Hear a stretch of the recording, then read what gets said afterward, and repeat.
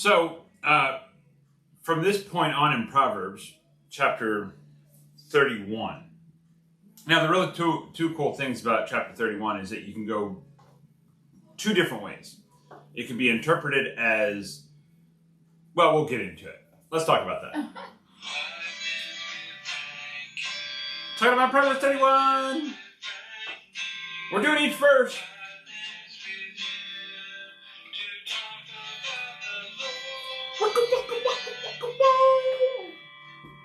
Yeah. When are you doing each verse? Each day?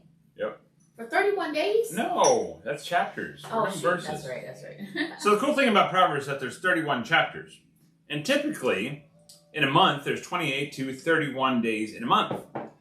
And so if you want to start Bible study, if it's what's today? The 5th? No, the 4th. Oh, happy birthday, Sherry Sawicki. Oh, yeah, happy birthday. Good job, C. I'm glad you were born. Anyway, so if today's June 4th, then you would read Proverbs chapter 8. 4.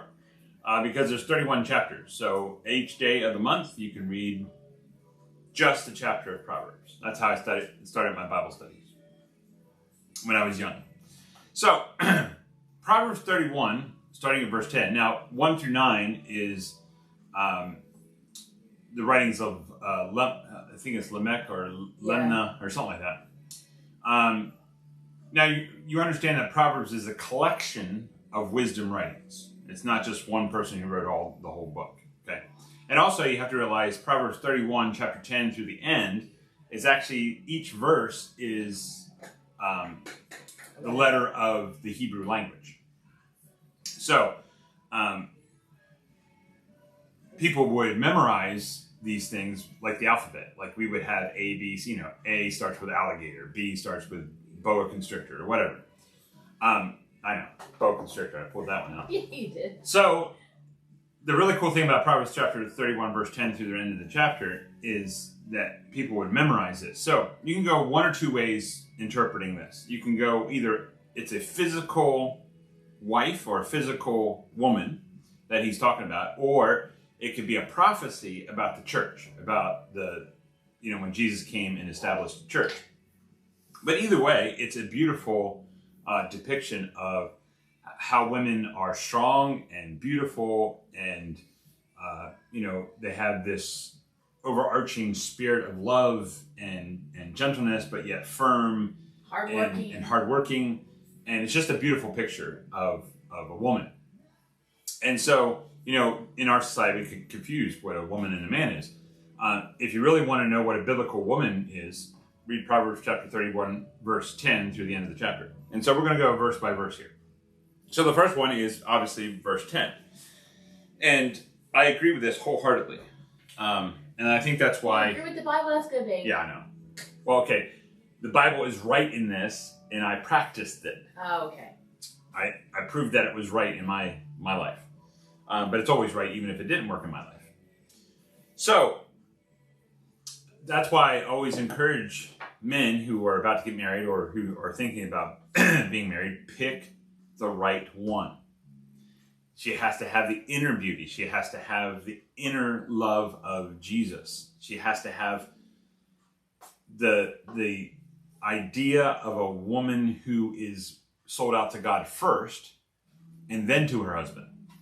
Sold out to God first, then to her children. If she's in love with God, then she will treat her husband and her kids well. Because God is the foundation and he's the fulfillment of a marriage, not each other. Okay? Now we do become one flesh, but God should be the foundation. And then we grow from there. So, Proverbs 31, verse 10. An excellent wife who can find. I did. Look, Katie. Did all that. All right. An excellent wife who can find. She is far more precious than jewels. So we could actually put it in our vernacular today. An excellent wife who can find. She is far more precious than money or gold or a house or cars, or she's more excellent than anything you can ever buy or want in this life. Why? Because if you become one flesh, if you become an encouragement to each other, if you have the foundation of God, then you're walking in the same direction.